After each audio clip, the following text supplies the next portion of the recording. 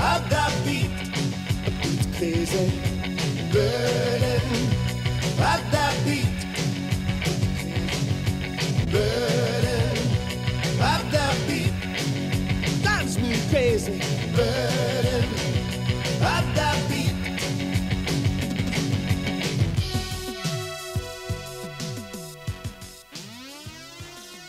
Arlo Hennings is a late baby boomer as of December 19, 1958.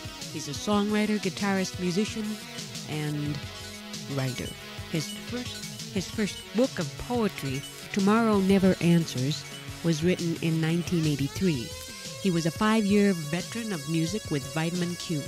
His new writing inspired a selection of music as heard on this album, Burden of the Beat, on Thump Records. Within its covers is planted a 39-page 11 by 11 booklet of dialogue and interview style format, as if written for the stage.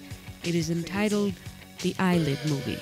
It includes the song lyrics and much more, word-wise.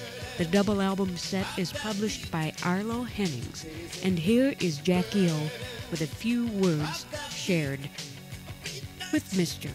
Arlo Hennings.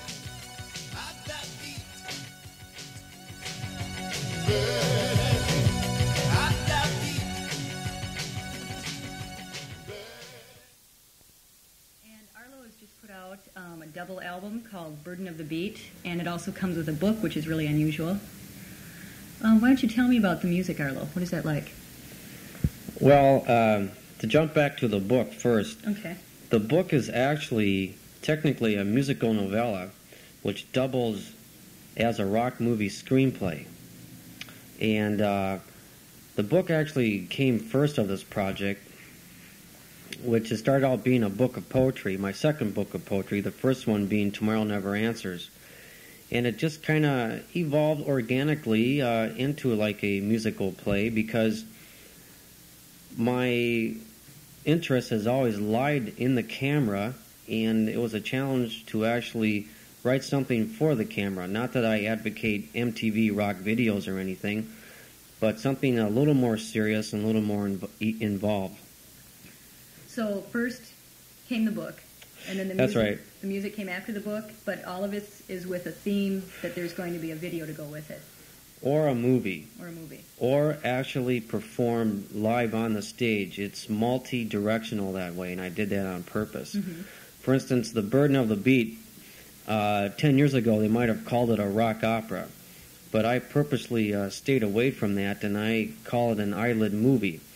And how it differs from Pink Floyd's The Wall or The Who's Tommy or Quadrophenia is that this has been written purposely to be on film or on the stage, whereas those others were adaptations to the screen or the stage. Mm-hmm. What would be the difference in writing it? So you've always got in your mind how this is going to be filmed? How a particular scene is going to be filmed? Or? That's a really good question. I've never written a musical before, and in a musical the songs propel the story and the dialogue ties the story together, or vice versa, and it was a real challenge that way. Okay, that sounds good. Well, what's going on the video? Are you filming one now, or? Well, this summer I've just negotiated a contract with Group W Cable Systems for a 90 to 120 minute rock video movie, which begins shooting this summer on location in Red Wing and Stillwater. Mm-hmm.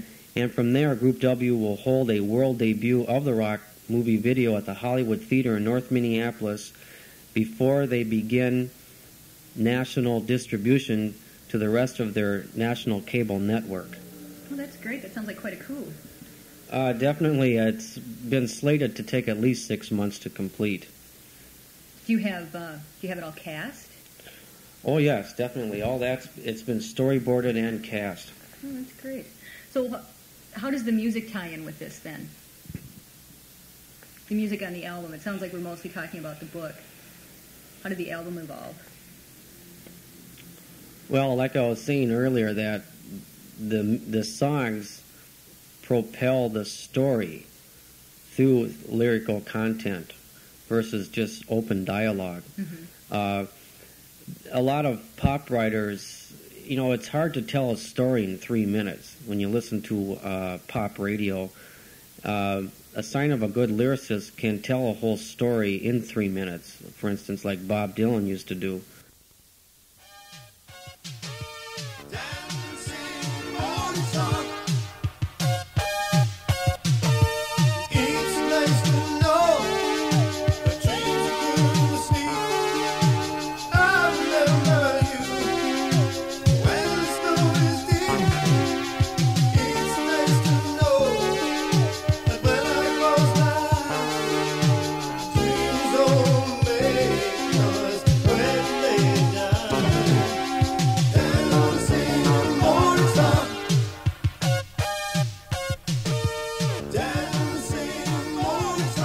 Music swims between her ears like a naked swimmer, breast stroking through the recesses of her consciousness.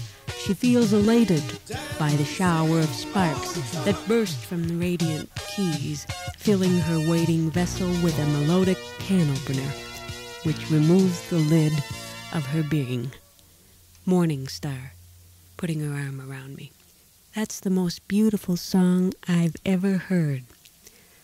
Ah, shucks, Morning Star, it weren't nothing. Any old half-baked hamburger flapping picker could have made that up. Nevertheless, you did make it up, and I think it's wonderful. I see no point in arguing with you, so thanks. The music comes into play with the story from the aspect that the story is essentially and basically about a local, unknown rock group that tours the boondocks of northern Minnesota. And these songs are simply the songs that the group contains in their repertoire. Okay. And the name of this band, is this kind of an autobiographical thing? Or? Yes, it is. It's based on the autobiography of Vitamin Q, the group that I was in for 5 years. Okay. Well, did you have anything else that you wanted to tell us about on this? Yes, I invite everyone down to come and watch Left As Is, which is my band, do a special cameo at First Avenue, June 7th and 8th. Okay, great. Well, we'll see you there. Thank you very much. Thanks, Arlo.